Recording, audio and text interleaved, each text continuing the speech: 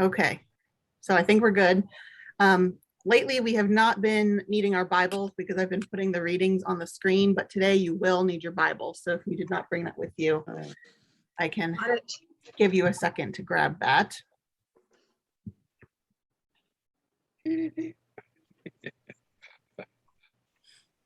Yeah, honey, what do you want? You need to go outside? No, you're so depressed. Oh, I finally found his leash so I can take him out. We've been in lockdown here. yeah. So thank you all for your flexibility with this topic and our schedule. I know that we had all agreed that it would be nice to do this program where we have a different question every week and you don't have to necessarily come every time, but I just couldn't manage to put it all together in one session for this particular topic. So this week, we will talk about kind of a sub question within our larger question, is the devil real? And so this week's question is, what does the Bible say about the devil? So we're going to focus today on kind of the history of the devil in the Hebrew scriptures and in the intertestamental period and in the Christian Testament period, and then in church history. And then next week, we'll talk more about the theology of the devil and whether it's possible to kind of have a completely different concept of the devil than the standard. So to get us started today, as usual, we will think about some of our assumptions. So I wanted to start out with your perceptions. What is the image that you think of when you think of the devil?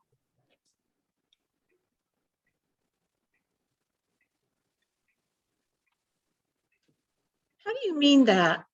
Like I'm making it as there's the common image yes. that we all have, a little red guy, and then there's our image of what we think the devil is, which is not necessarily that little red guy. Yeah. So whatever comes for you, I would love to hear that. For me, he is a spirit, as my God is a spirit. Okay, so no form. Well, can assume forms, but in its natural habitat, if you will, it is a spirit, very much like God is a spirit. Real, but a spirit. Okay. It helps me with a lot of discussions of form. I tend to think of the devil being in like the image of Jeffrey Dahmer, or somebody who's just so evil, and that they kind of infiltrate. The evil kind of infiltrates our society. Interesting. That's just throwing it out there. I watched Lucifer. I don't know if you've ever heard of that series, but I have heard of it. I've not watched it. it's really good. But he's a person and he walks around and he does things, and because I do believe in evil, and I do believe that evil exists in our world, and that's the question, is like, what do we do about that? Where does it come from and what do we do about it? So you just have to hope, well, not hope, but believe that God's stronger. I don't necessarily think of a picture or a form, but I think sometimes when we're confronted with a problem or something that's going on, I think the devil can get into my thoughts by deciding on the wrong thing to do, or thinking about it and then saying, no, I can't, that's not what I should be doing, and then turn to God.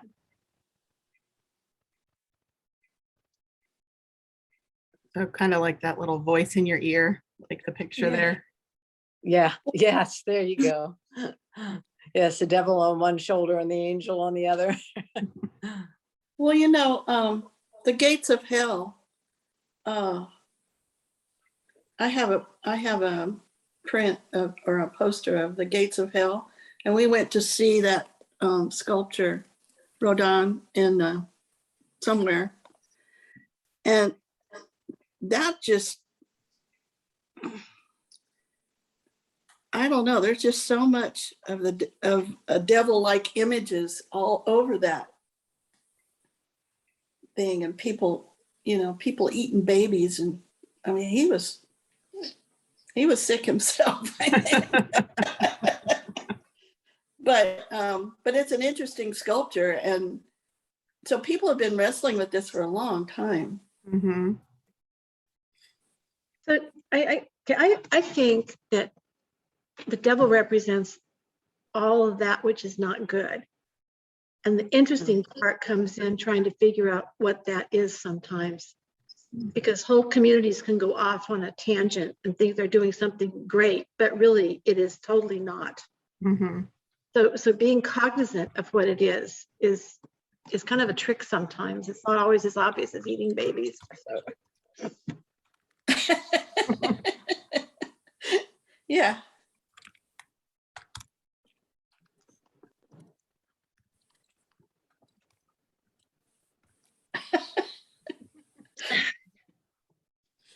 Good, that's a good quote. Thank you. That's a good one. I like that. So what other, I started making some notes here of as all of you were speaking.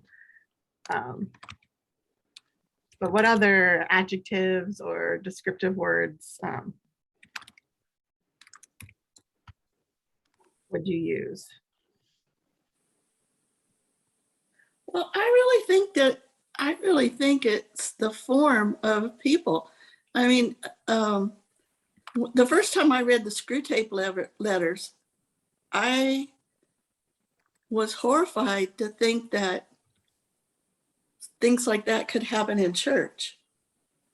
What was that, Karen, that you read? The Screw Tape letters. Who wrote that, Katie? You know? Yes, Lewis. Yeah, C.S. Lewis. But the devil is coaching his nephew on how to get into people and get them over to their side. And he does it in church. He does it with people looking at other people and making judgments. And I mean, it's just really insidious. And that kind of sticks with me.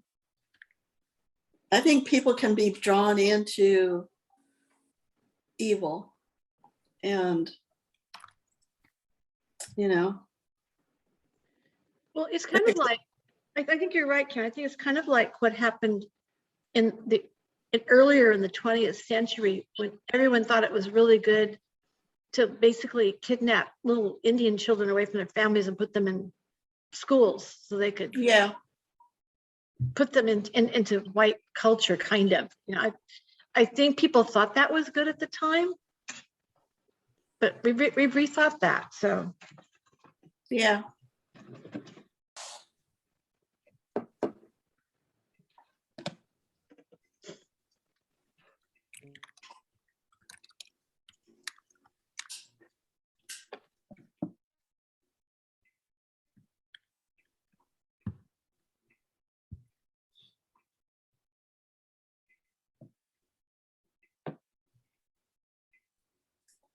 What other ideas? Anything?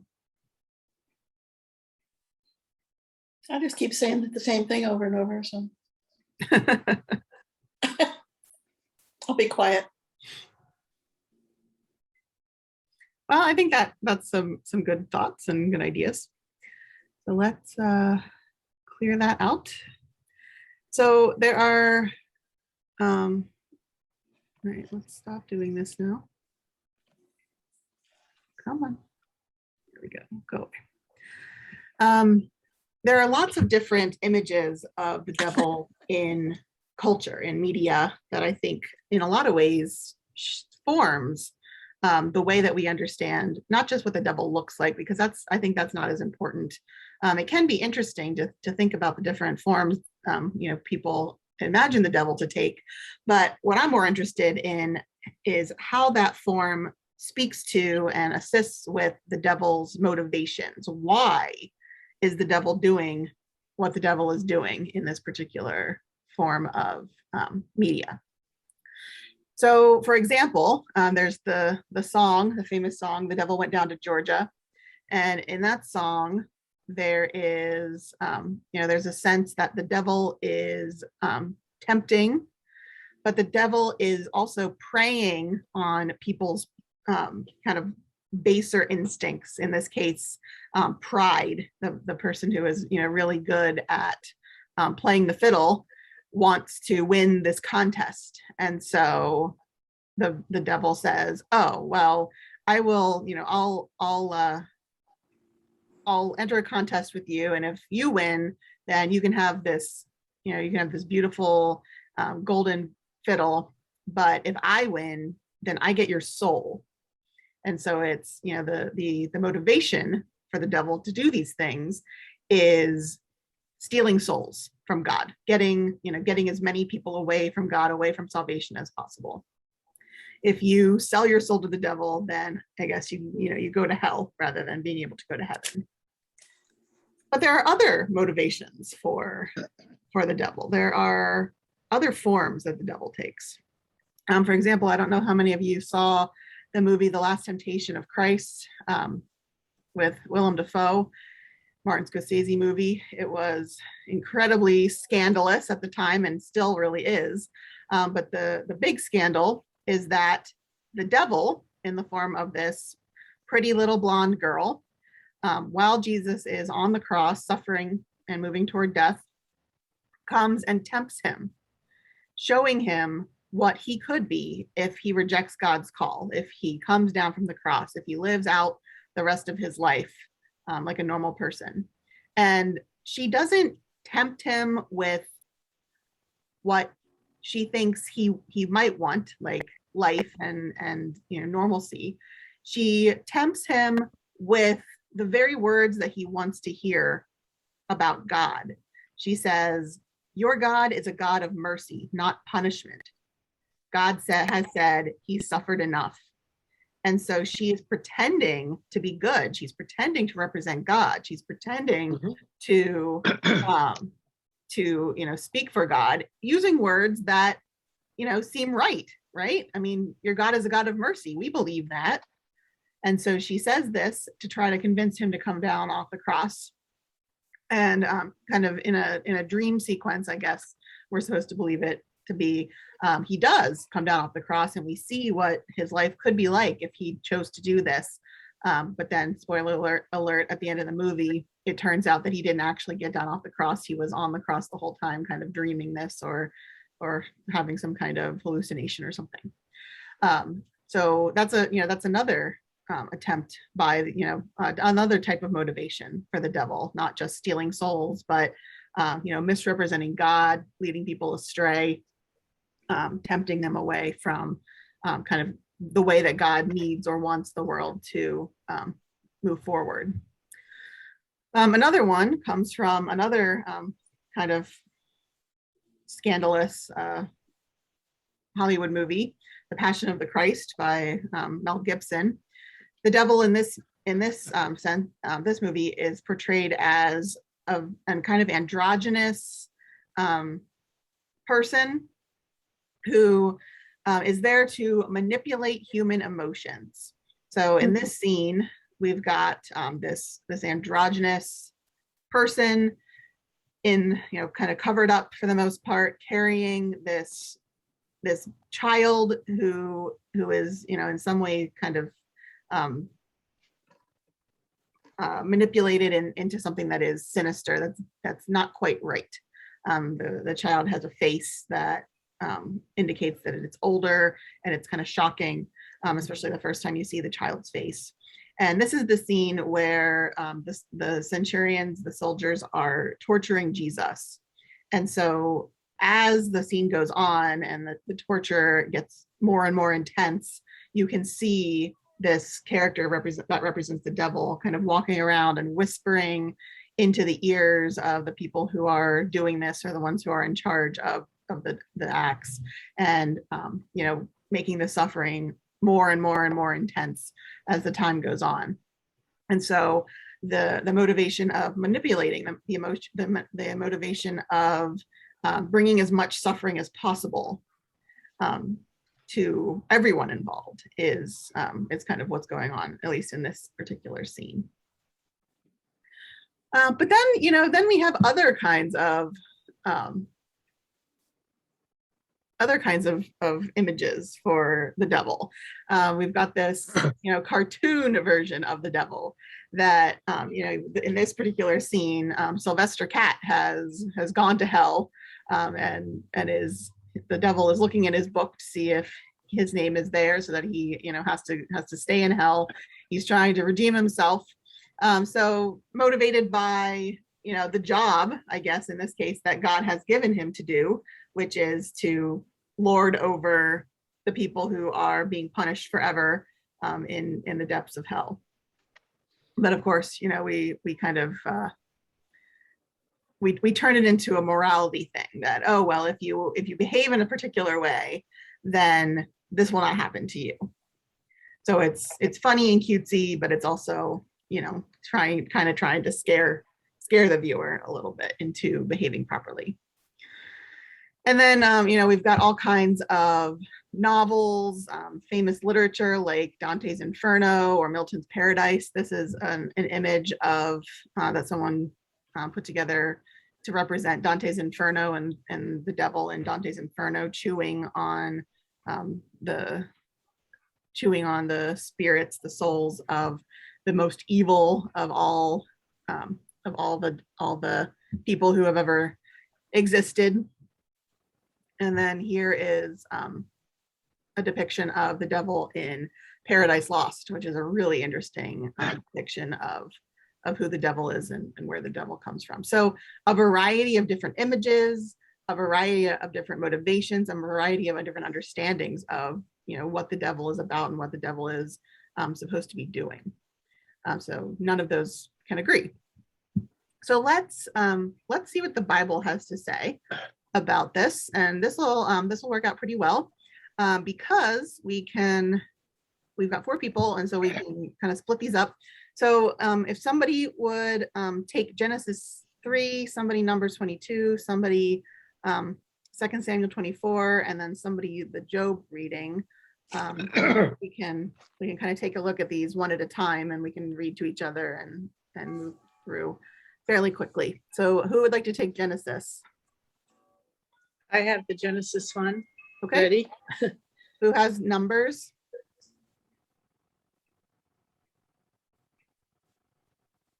I can take Numbers. Okay. Who has 2 Samuel?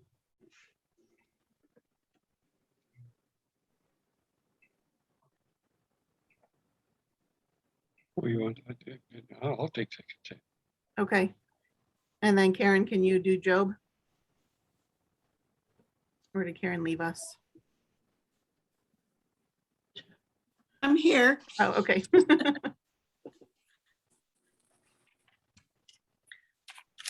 Okay, so let's start with Genesis chapter 3, verses 1 through 7.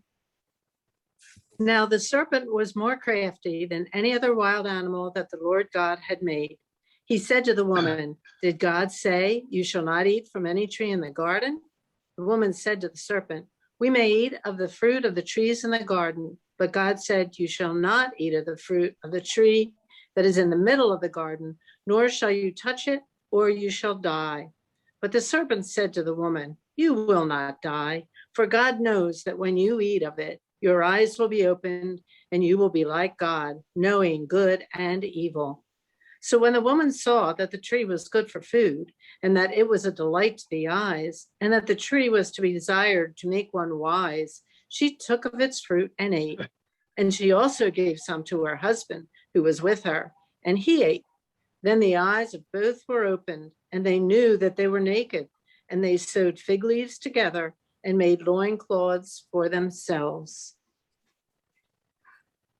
All right. So in this story, this is what people kind of tend to believe is the first appearance of the devil in the Bible, but it's not.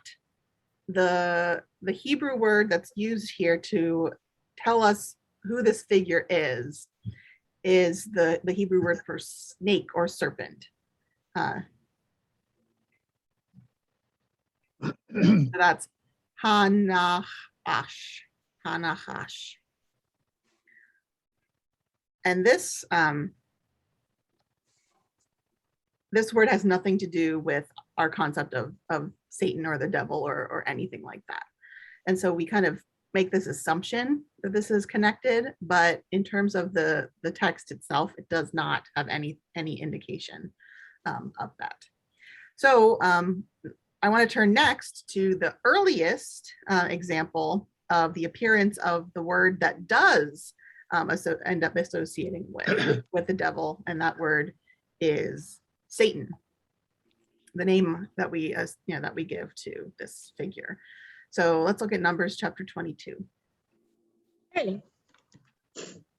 God came to Balaam that night and said, "Since these men have come all this way to see you, go ahead and go with them. But make sure you do absolutely nothing other than what I tell you."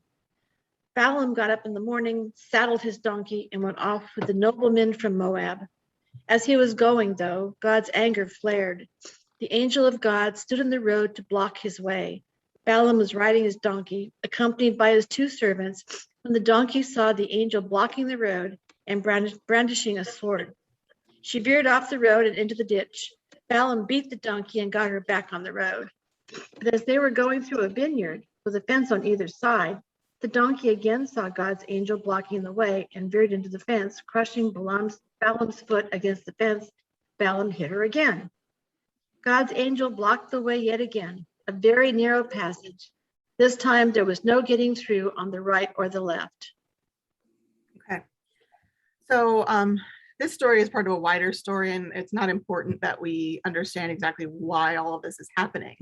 But look, I want to look back for a moment at verse 22.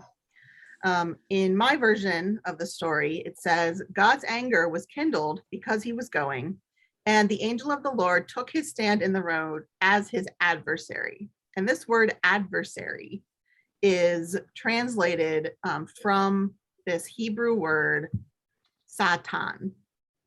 And so this is where we get the name of the devil, Satan.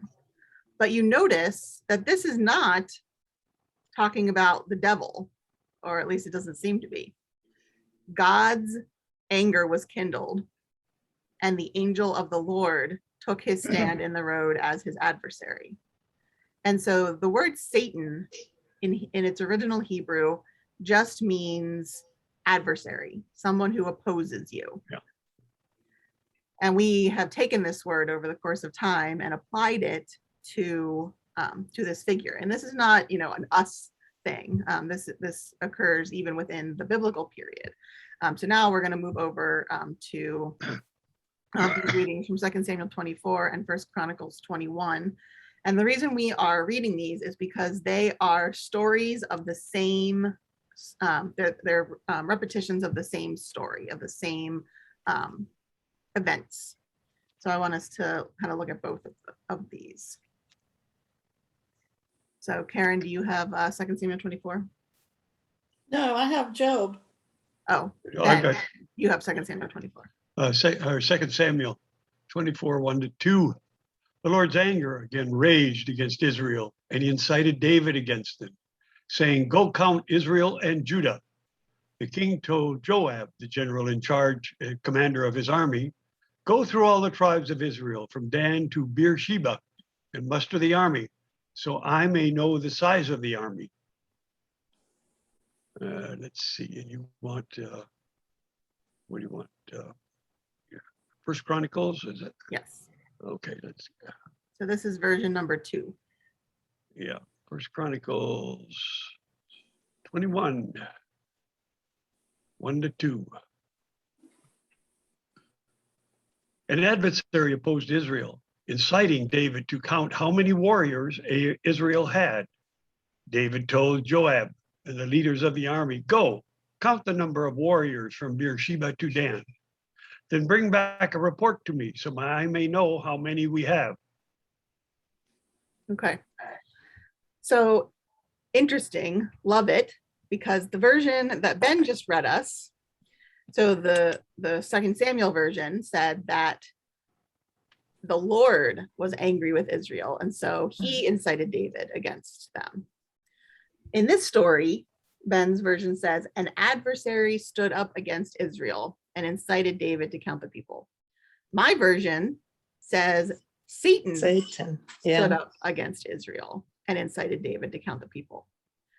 So now we have reached a point where we don't know if, when we use this word Satan, which appears again here, we don't know if it's supposed to be referring to this figure, Satan, or if it's just supposed to be referring generally to an adversary. So if we look at, if we use my translation, then when you're looking at these two passages, you have to ask yourself the question, so was it God who was angry and incited this to take place? Or was it Satan who caused this to take place?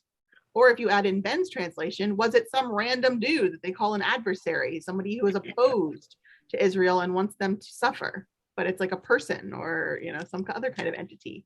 We don't know. And depending on the translator that you are reading, it will, it'll give you a completely different sense of what's going on here. But that word Satan is now able to be used not just as a generic adversary, but as this particular character that we now know as the devil. So now let's go to Job. And we don't need to necessarily read all of what I have listed there. There are two incidents when Satan and God are speaking together. And so if you want to just read the first one, Karen, that will give us the sense of it. Okay. One day, am I on? Yes. One day the heavenly beings came to present themselves before the Lord, and Satan also came among them. The Lord said to Satan, "Where have you come from?" Satan answered the Lord, "From going to and fro on the earth and from walking up and down on it." The Lord said to Satan, "Have you considered my servant Job? Sorry. There is no one like him on the earth, a blameless and upright man who fears God and turns away from evil." Then Satan answered the Lord, "Does Job fear God for nothing? Have you not put a fence around him and his house and all that he has on every side? You have blessed the work of his hands, and his possessions have increased in the land. But stretch out your hand now and touch all that he has, and he will curse you to your face." The Lord said to Satan, "Very well, all that he has is in your power. Only do not stretch out your hand against him." So Satan went out from the presence of the Lord. Okay, so the other encounter is very similar, but this time Satan says, well, you won't let me take away Job's health, and so that's why he's still loyal to you. And so then God says, "Okay, fine, you can also you can also attack him, but don't kill him." So it's a very similar kind of thing. But this time we have this word Satan again, same Hebrew word, but this time Satan is definitely some kind of heavenly being, some kind of spirit or some kind of actor who has direct access to God within the folktale itself. And so the development of this word, this concept of Satan, is clear even as we look through the Bible itself. We kind of reverse back and impose our interpretations on these things. But the snake in the garden is not Satan. It's not the adversary. It's not this figure. Then we have other places where Satan is not or it may not be this figure, but it's that same word is used. And then there are places where it's very clear that it is this figure. It is this particular adversary that we're speaking about, who we now in English call Satan because of this Hebrew that we get it from. So it's an interesting development, and that same development continues into what we call the intertestamental period, the period of time between the history that we see in the Old Testament and the New Testament. So any questions about any of these before we move on?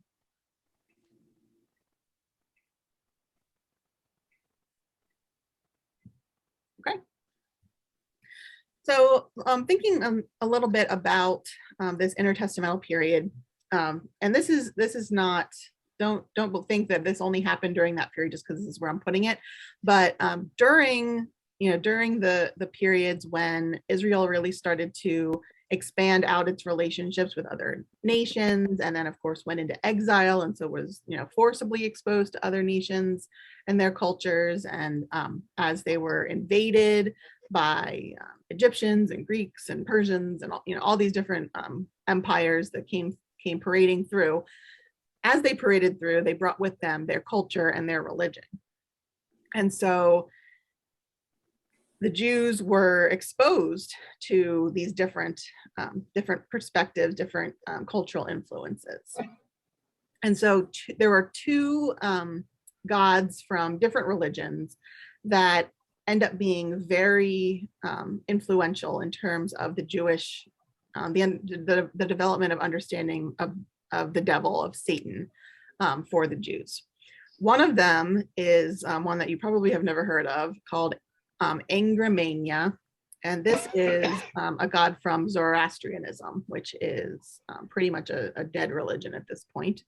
But the Zoroastrian god of evil and darkness. Angra Mania was understood to be in a battle often against the sub-god of goodness and order. So there were kind of these two equal figures. One was the god of evil and darkness. The other one was the god of goodness and order. And they kind of pitched a battle against each other. But then sometimes Angra Mania is actually depicted as going straight against the ultimate god directly. So the god that kind of rules all the gods. Angra Mania is able to kind of challenge not just his equal, but also his superior god. And then we have Hades, who is much more familiar to us today in the Greek pantheon. Hades is the god of the underworld, and a lot of our understanding of hell and of the devil comes actually from these influences. Now, in Greek mythology, hell is not a place of punishment. Hell is just kind of a holding chamber, an eternal holding chamber.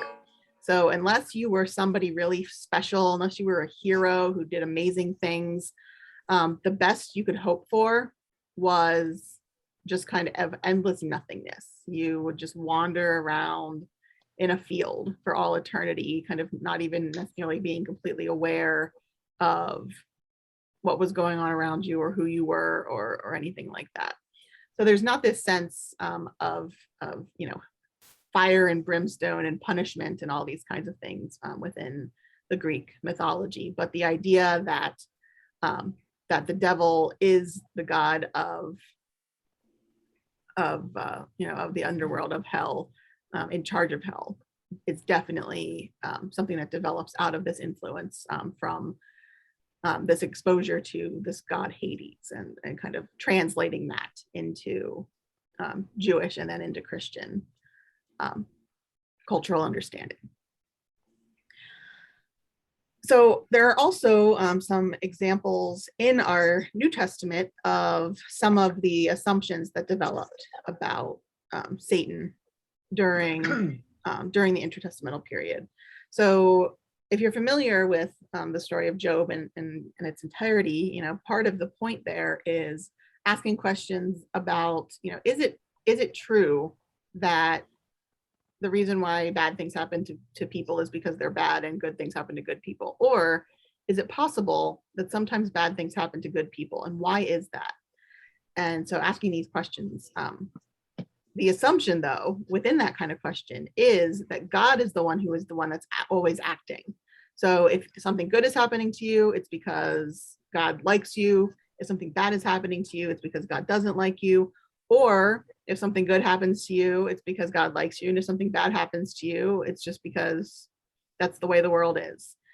There's no sense at that point that, there is this opposing force to God who causes these things, at least not independent of God. You see, in the story that Hasatan, the adversary, has to go to God and kind of incite God, manipulate God into allowing this to happen.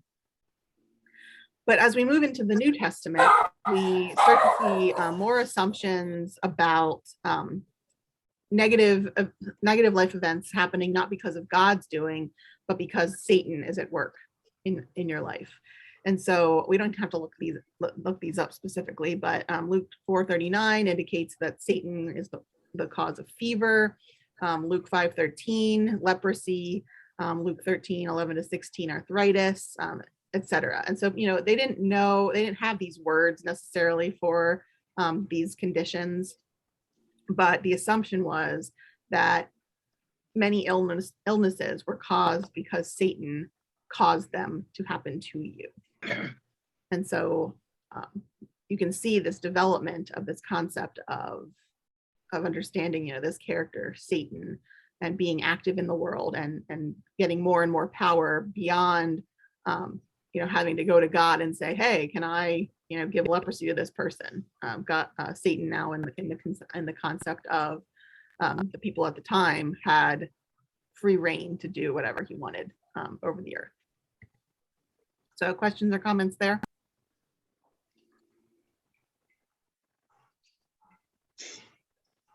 Okay. Oh, Karen, did you have something? Okay. So then as we move into the Christian Testament, of course, now we're looking at a different language. We're using Greek, but we see some similar interesting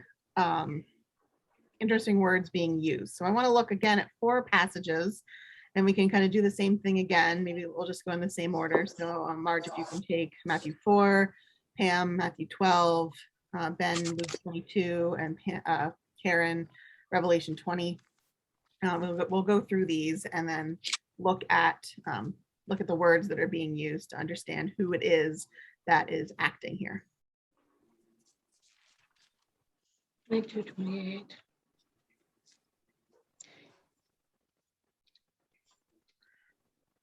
Tell me when you want me to start. Is everybody ready? Good to go? Okay, go ahead. Then Jesus was led up by the Spirit into the wilderness to be tempted by the devil. He fasted 40 days and 40 nights, and afterwards he was famished. The tempter came and said to him, "If you are the Son of God, command these stones to become loaves of bread." But he answered, "It is written, one does not live by bread alone, but by every word that comes from the mouth of God." Then the devil took him to the holy city and placed him on the pinnacle of the temple, saying to him, "If you are the Son of God, throw yourself down, for it is written, he will command his angels concerning you, and on their hands they will bear you up, so that you will not dash your foot against a stone." Jesus said to him, "Again, it is written, do not put the Lord your God to the test." Again, the devil took him to a very high mountain and showed him all the kingdoms of the world and their splendor. And he said to him, "All these I will give you if you will fall down and worship me." Jesus said to him, "Away with you, Satan, for it is written, worship the Lord your God and serve only him." Then the devil left him, and suddenly angels came and waited on him. All right. So we do have here at the very end in verse 10, Jesus said to him, "Away with you, Satan." So in that particular spot, the word Satan appears, but the rest of the places in this story, the word that is translated into the devil is diabolos or diabolos, which is devil, translated literally devil. So this is an indication that the devil and Satan are kind of one and the same. Possibly, because the story, the narrator calls this character Diabolos, but Jesus calls him Satan. But Jesus doesn't necessarily call him Satan. He may call him adversary, because again, we've got some interesting stuff going on here in terms of, where does this word Satan come from? Are we supposed to translate it as a name, or are we supposed to translate it as adversary into a different word? And so it's challenging. And I think, different translators into English have to wrestle with that, knowing that Jesus didn't speak Greek. Jesus spoke Aramaic, but the New Testament is written in Greek. And so there is a translation already happening there in terms of the words that are said. And then now we're also having them to translate into English. And so there are several layers here of trying to figure out, are we talking about the person, the character, the being Satan, or are we talking about a generic adversary? So let's hop now over to. I have a question. Oh, sure, go ahead. This might be not silly, but I might be saying something awful. Really, what is the difference between an adversary and the devil? An adversary is somebody who's against you, and the devil was certainly against him. So why do we have to hone in on that? I mean, in our world today, we have adversaries who some of us think maybe are the devil. So to me, they're the same. But I guess maybe I can be wrong. I don't know. Well, so that what I'm trying to do here is expand our possible concepts of the devil.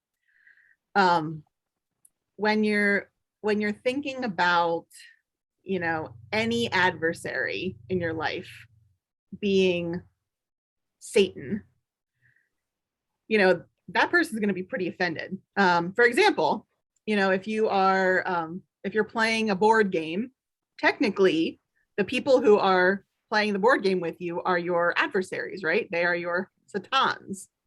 True. But we have this concept in our culture that Satan is, this particular character, this particular representation of evil. Nothing good can ever come out of Satan. And so if you were to call them that, they would be incredibly offended by that, obviously, for good reason. And so, what I'd like for us to take away from this is the idea that, there are more possibilities here than just being this one particular character that we have in our culture and in our minds. That there is the possibility that, this is not the guy with the horns and the pitchfork or any kind of remote, close concept to that, but that any of these examples could potentially be, an adversary, whether that adversary is a person or some kind of spiritual being or, something else entirely. We don't know. It doesn't say it's not one, particular spiritual being that's called, that is called Satan nowadays. But it doesn't say that it is either. And so, just kind of keeping our minds open to those different possibilities is kind of where I'm trying to take us here. Okay, thank you. All right. How about Matthew chapter 12? Okay. Starting with verse 22. Yes. Next, the poor demon-afflicted wretch, both blind and deaf, was set down before him. Jesus healed him, gave him his sight and hearing. The people who saw it were impressed. This has to be the son of David. But the Pharisees, when they heard the report, were cynical. Black magic, they said, some devil trick he's pulled from his sleeve. Jesus confronted their slander. A judge who gives opposite verdicts on the same person cancels himself out. A family that's in a constant squabble disintegrates. If Satan banishes Satan, is there any Satan left? If you're slinging devil mud at me, calling me a devil, kicking out devils, doesn't the same mud stick to your own exorcists? But if it's by God's power that I'm saying the evil spirit's packing, then God's kingdom is here for sure. Is that the end of 28? Mine doesn't mark it. Yes. Okay, thanks. Okay, so here we've got that word Satan again, and this time it's not diabolos, it's actually the word Satan, Satan. And this is interesting because Satan is not actually a Greek word. It is a borrowed word from Hebrew. So just like we now have this word Satan in English, Satan, that is a transliteration from the Hebrew characters for Satan. This is the same thing. So this word in Greek is the name of Satan that they kind of transliterated from Hebrew. So we did the same thing into English. So Satan, Satan, Satan, all of these are the same word, and they develop meaning in their new language based on the context in which they appear. So we now have, fully this understanding of, this character. This is also, there's also, there's evidence that this is talking about a particular character because we have this reference to Beelzebub.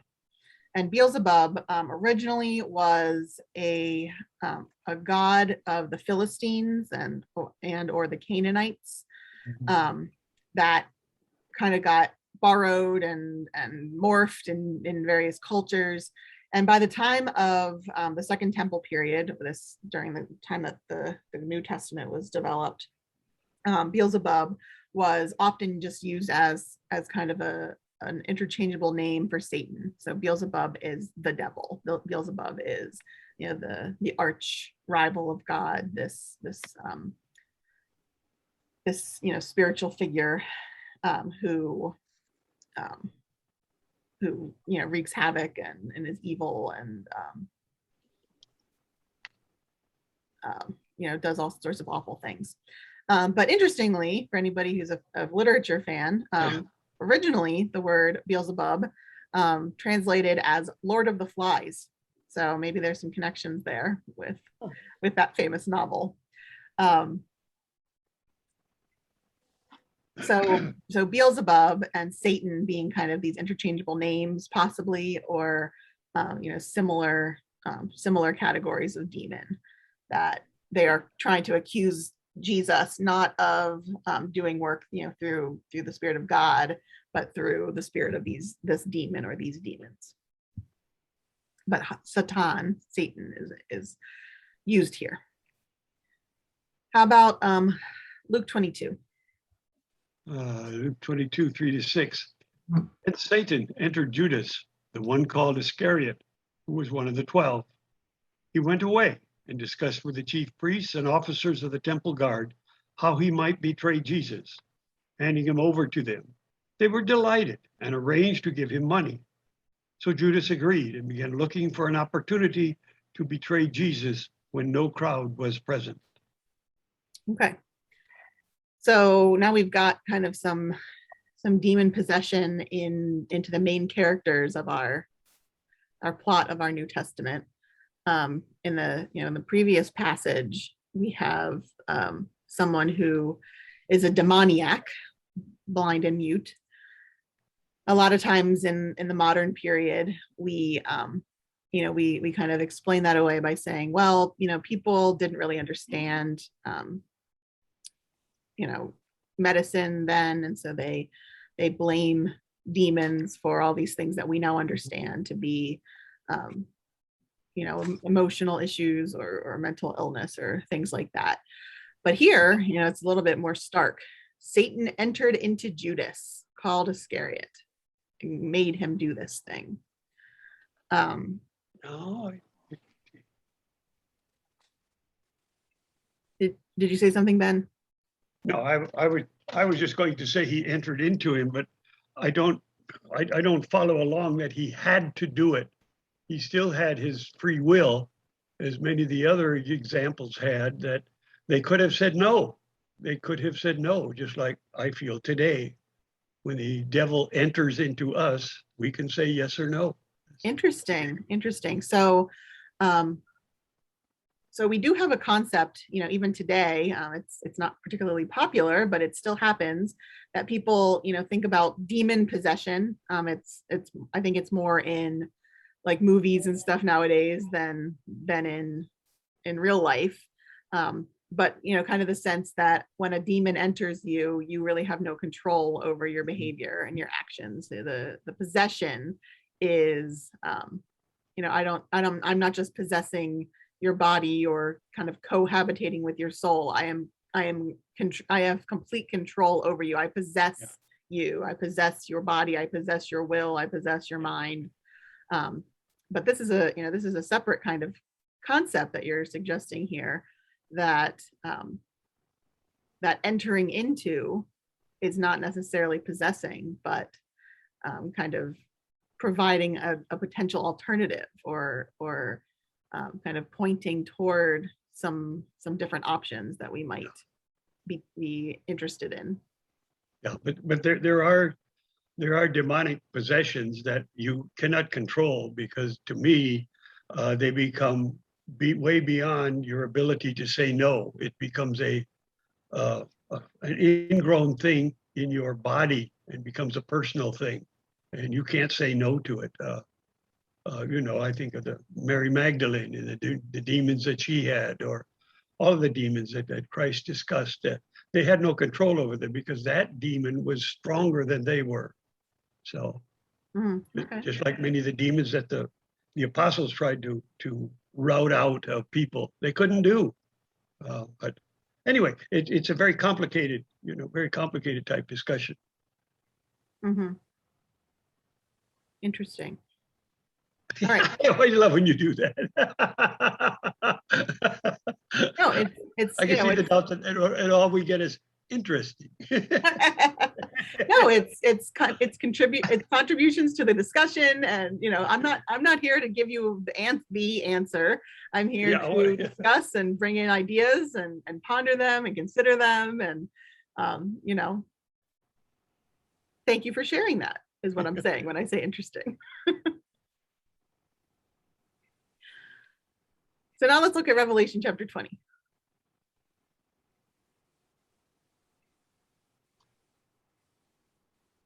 Then I saw an angel coming down from heaven, holding in his hand the key to the bottomless pit and a great chain. He seized the dragon, that ancient serpent who is the devil and Satan, and bound him for 1,000 years, and threw him into the pit, and locked and sealed it over him, so that he would deceive the nations no more until the 1,000 years were ended. After that, he must be let out for a little while. Okay. So in this one, we've got several different words that are important for us to take a look at. So we've got the serpent, Ophin, which is the same word in Greek that is used in the Septuagint when we're looking at the Old Testament in Greek.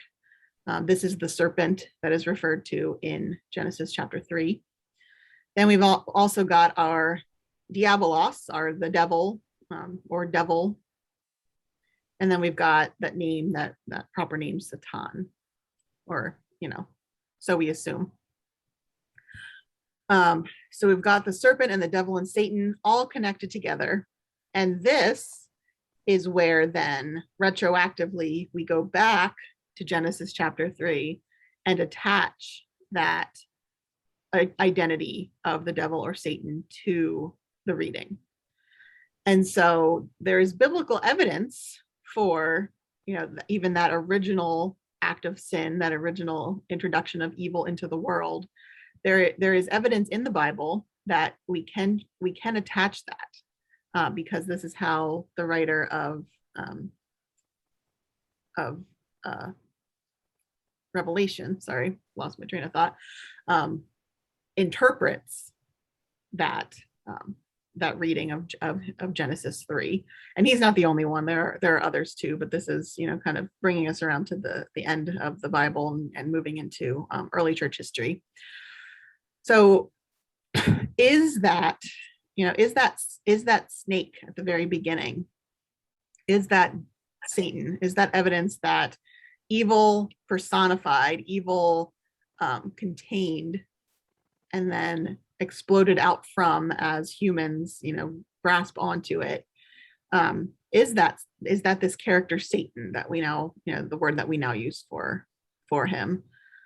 Or is this, this person's attempt to understand the concept of evil, to understand where this is all coming from?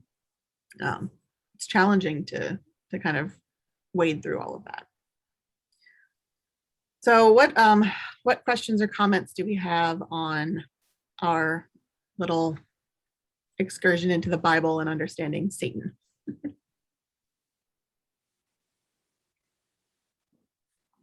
And this last one that we just read, it's interesting that they say the ancient serpent, who is the devil and Satan.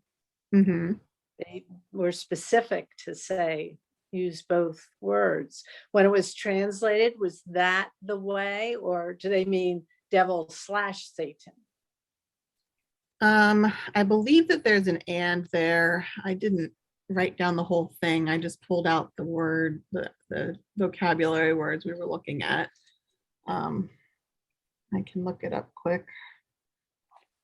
I thought it was interesting that it was called a dragon. Mm-hmm.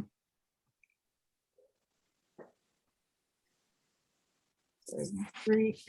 What chapter are we looking at? 20. Chapter 20. Verses 1 to 3. Verse 2. That's in So verse 2.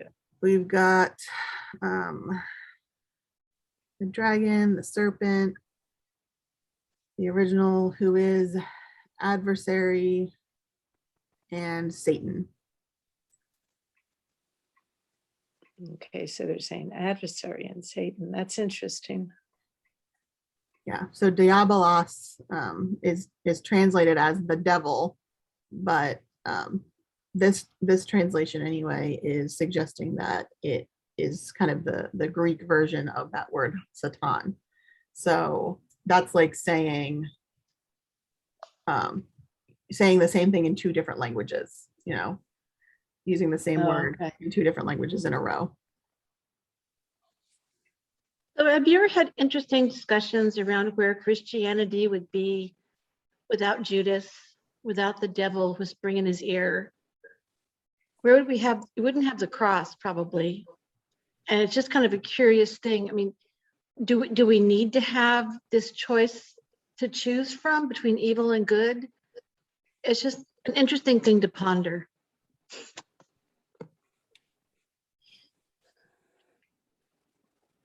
Was Judas necessary? Yeah. We can add that to our list. I think he was preordained for the role he took, I mean. Yeah, God thought he was necessary. Yeah.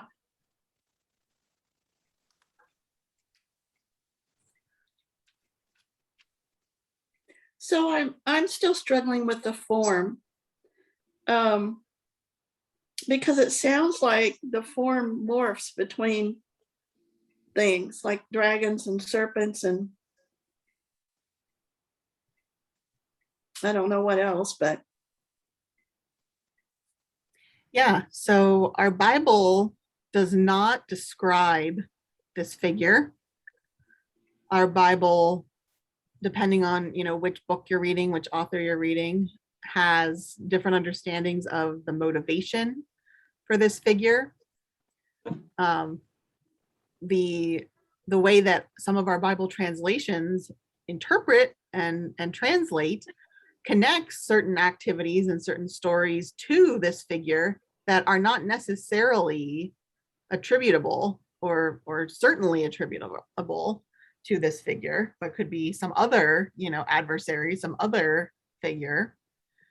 And so it's very challenging to find any kind of basic consensus on this. If you're really looking at the evidence and not following along kind of with the status quo that has been, developed and honed down over the course of centuries within, within church history. So you're right. There are different images, there are different understandings, and we have to kind of try to figure out where, how are we going to navigate this? How are we going to understand this? So are there any other comments, and then we can move into what the early church did with this? Well, what I was thinking too was that he was an angel, or this figure was an angel, and it came down from the heavens. That's in the first line. It says there was an angel coming down from heaven, and so that spirit thing that Ben was talking about, would account for a lot of the differences in the different images and all of those things, because a spirit can be anything. Right? The spirit can be anything. Well, it can take any form. Potentially, yeah. Okay. So are you reading there that the angel that's coming down is the devil? No, but I know that he was. I mean, he was part of the group of angels, Where do you get that?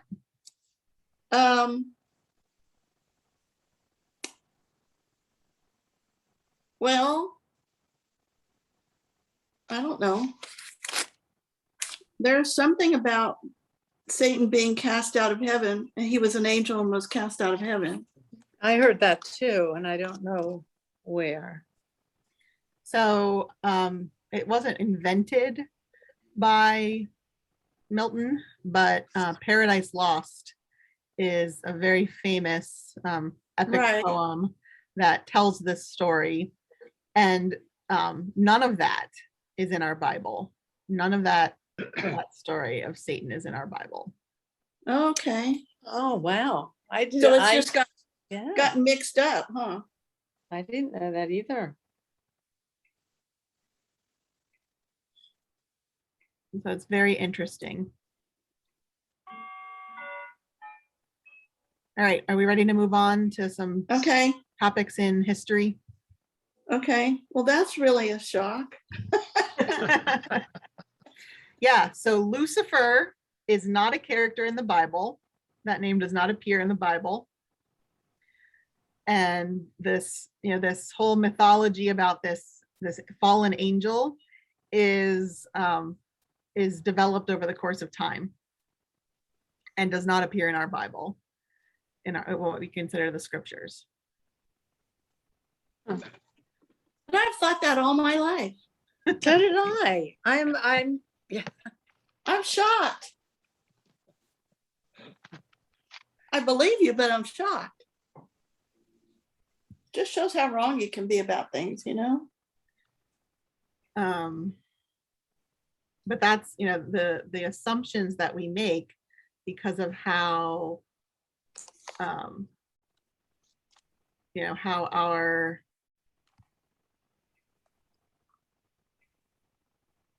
our culture kind of, it involves these things is really fascinating. I'm sure it was a Bible story in Sunday school or something. I blame everything on Sunday school Bible stories.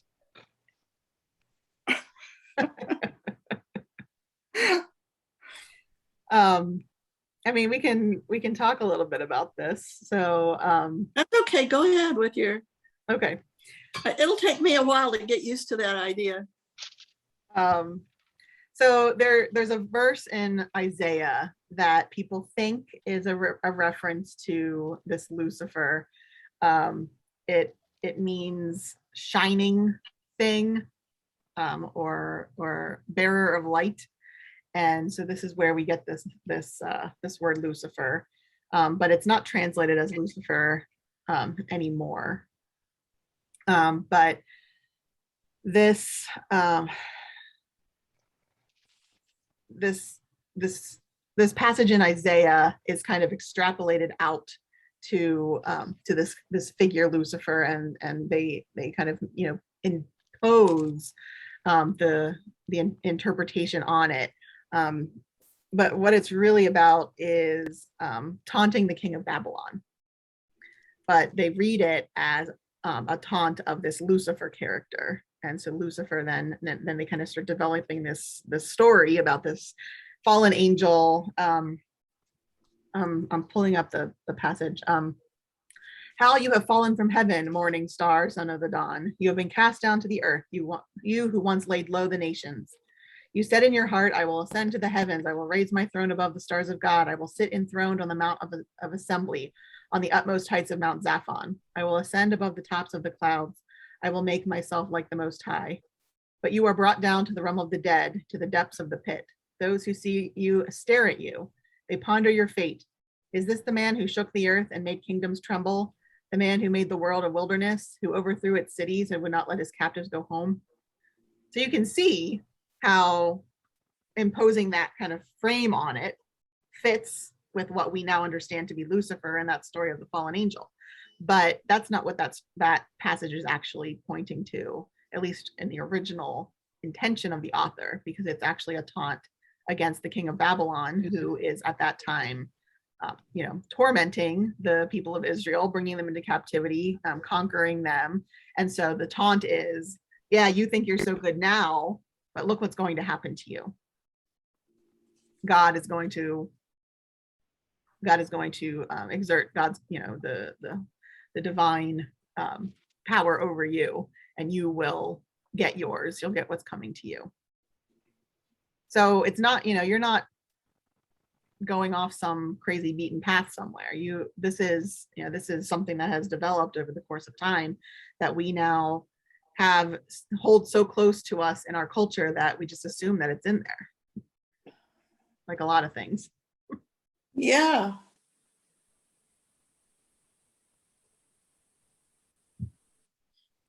All right, so I'll let y'all chew on that for a little bit. Sorry to drop that bomb on you today. But I have a couple of other things that I want to just briefly talk about in this development of the concept of the devil, of Satan. So we've talked about this before, but I just wanted to kind of review it a little bit. When we're talking about atonement, theories, how is it that God redeems us? Where does salvation come from, and how does that work? And so the early church fathers ascribed to what is called the ransom theory of atonement. The idea that when sin came into the world, Satan took control of the earth. So Satan is in charge of the earth. God had to kind of step back because of the sin, because God can't be, in the presence of sin. Anything that is evil belongs to Satan. So Satan got control of the earth.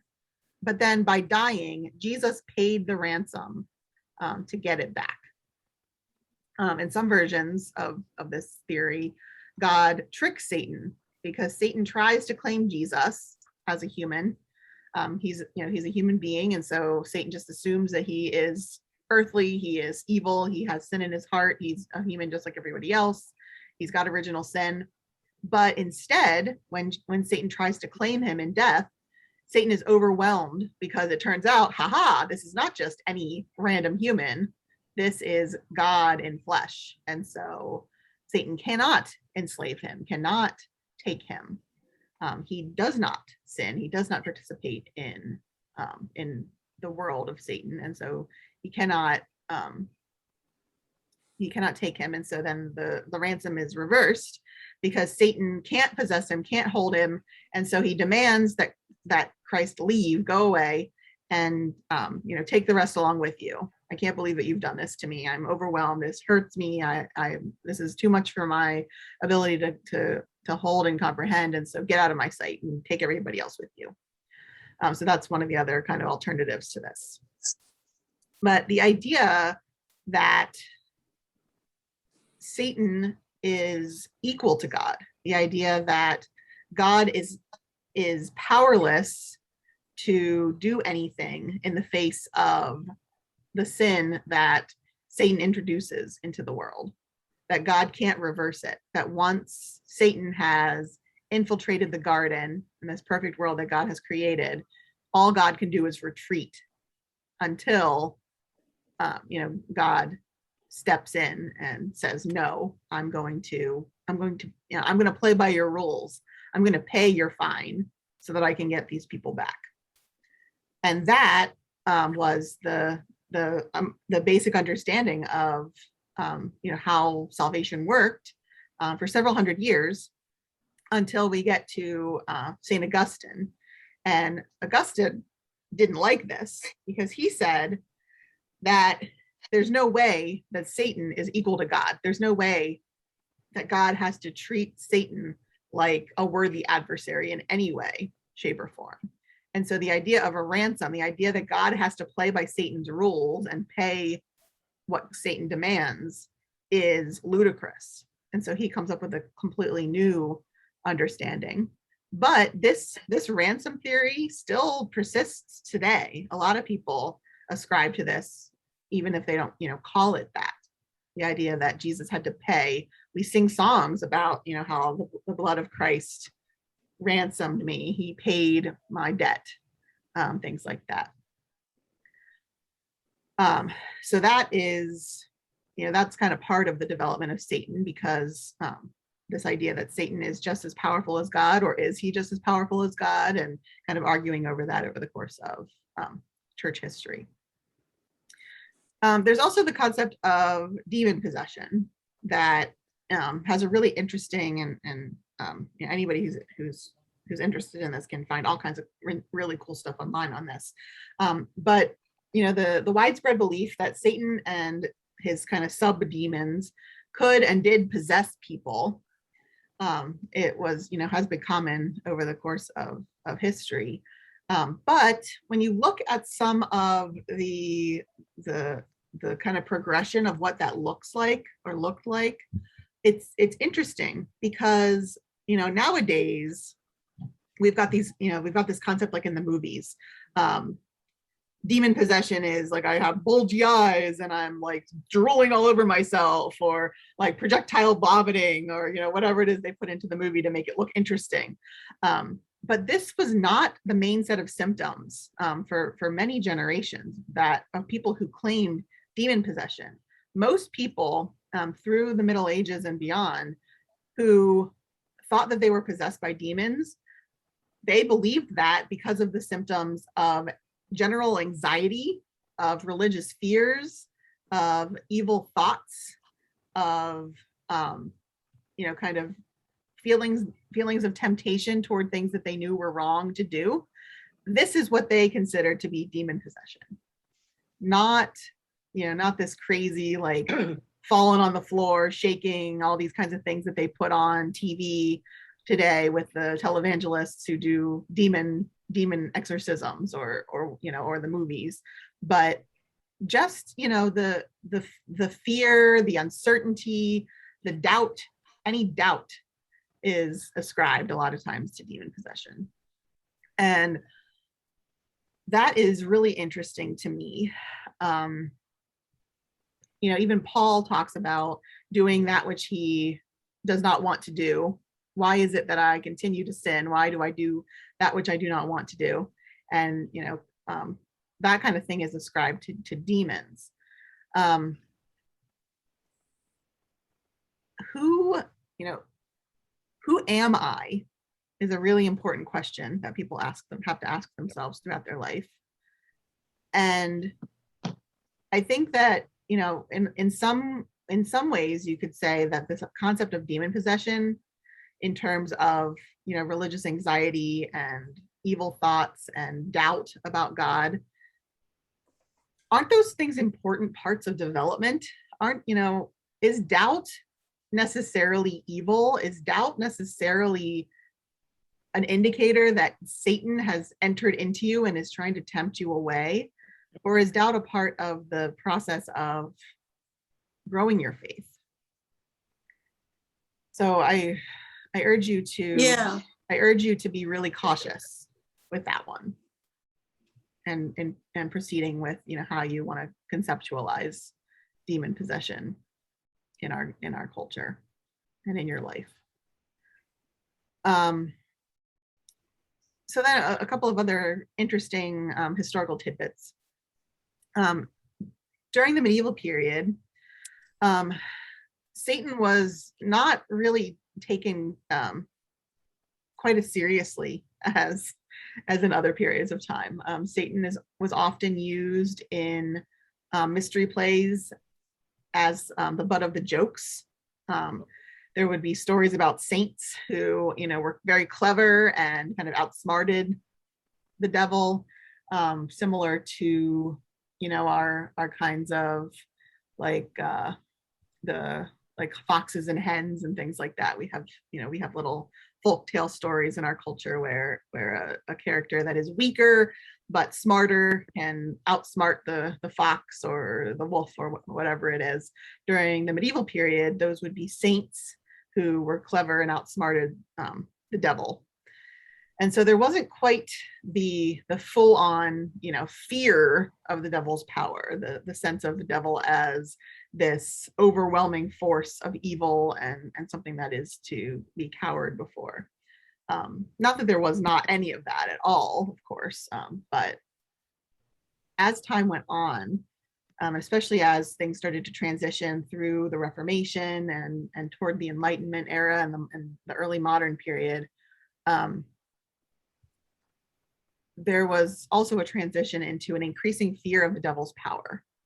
And I find this really interesting that the devil kind of in cultural consciousness, the devil really starts to take hold as something that is powerful and to be feared, as there are so many major changes in the world. The Reformation changes our understanding of God and religion. Exploration changes our understanding of what the globe looks like and the possibilities in terms of where you can live and how you can live and who you can be, and exposure to peoples of native descent in North and South America as that was quote unquote discovered by Europeans. The Enlightenment and the discovery of new science and new understandings of the world. All of these things, create tension, create this instability in people's lives.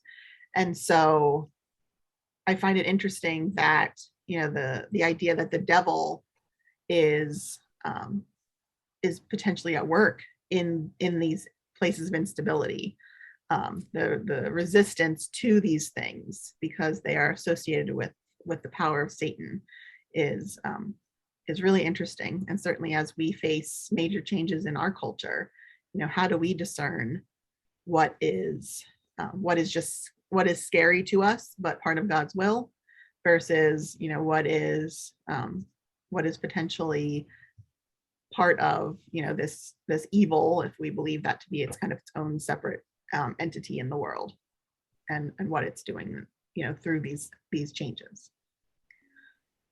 And then finally, we kind of reached the modern period, and there's definitely today a pretty strong break between what you could call skeptics and believers in terms of Satan and demons and spiritual warfare and things like that. And we'll talk a lot more about this next week as we get into theology around Satan. But there are definitely people have doubled down at this point. Either you have deep ideas about Satan's everyday involvement in thwarting the faithful and getting involved in the everyday life a huge understanding of spiritual warfare and the cosmic battle between God and the devil, and God's armies and devil's armies that are taking place all around us all the time. That's kind of, one very stark side of things. And then the other stark side is people who, don't believe in demon possession, don't believe in supernatural events related to that, don't believe that there is a cosmic battle surrounding us at all times. And so this very dualistic understanding of these things, and you kind of get into your camp, and it's very difficult to conceptualize anything outside of it and to consider possibilities even in between, is for the most part. I'm generalizing, obviously. Yeah, we don't need to talk about all that. We'll move on this. So what does the Bible say about the devil? The Bible itself is very vague. There are no descriptions of the devil. There are no clear motives for the devil or whoever is doing evil things. Though it is possible to interpret in a variety of ways, I think we discover as we look at the Bible. The devil could be a personification of evil, could be an explanation of things that we at this point do not have the science and technology to explain. Things like mental illness or physical illness, death, shame, guilt, impulse control. All of these things could potentially be wrapped up in how people understand this figure. Or there's always, of course, the possibility that church history is right. There is a literal spiritual dude running around. Maybe he doesn't have a pitchfork. Maybe he does. But I hope what this has done is open up the possibilities for you, that when we look at these ideas, there isn't just this one way just because that's how it developed over the course of history, but that there are other ways of understanding, especially given where we are in history and how we understand the world to work. And so next week, we're going to talk more about some of these concepts, more about different theologies, more about some of the different elements that are involved in how we understand the devil and whether the devil is real or not, and why that's important, kind of how our understanding of the devil impacts our understandings of other areas of life and how we interact with the world. So that's kind of our stopping place for today. So next week, we'll finally get to the actual question, which was, is the devil real? What questions, comments, disagreements do we have for today to wrap things up?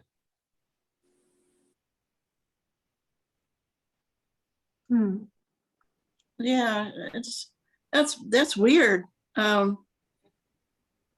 It's something I'm going to be thinking about all week, that something that I truly believed was not true. And that I know that I'd been taught that or heard that or something. I didn't make it up. No, you did not. No, I agree with you. I thought the same thing.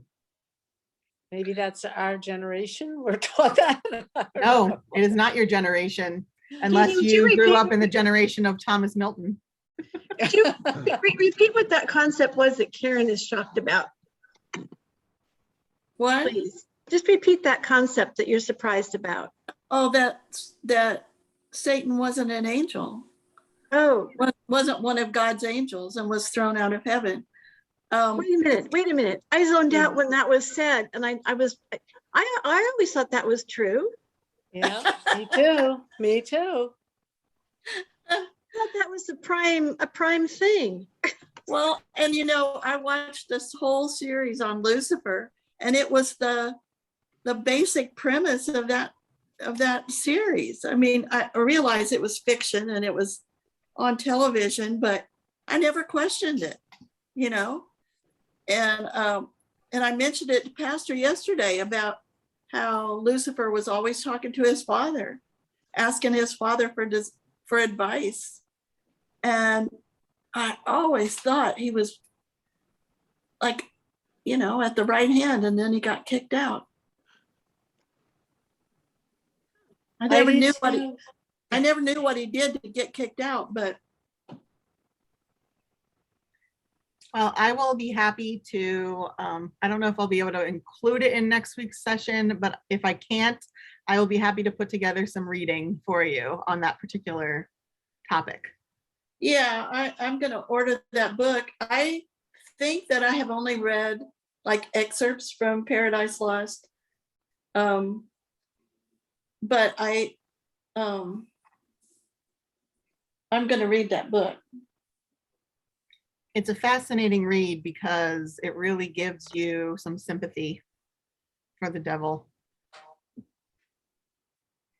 And the Screw Tape Letters. I mean, I love that book because it's so basic about how people sitting in church in the same pew can judge each other, and before they know it, they have fallen into Satan's clutches. You know, I mean, that's an interesting read too, because it's all a psychological, putting this idea in your head and then that idea in your head. It's like brainwashing. Mm-hmm. And Sneaky. yeah, Sneaky. sneaky. We should have put Sneaky. that on our list. That's one But of my it's- names for that I always use when something begins to come into my mind that might be tempting. And I always say, oh, sneaky, are you coming in here again? Oh.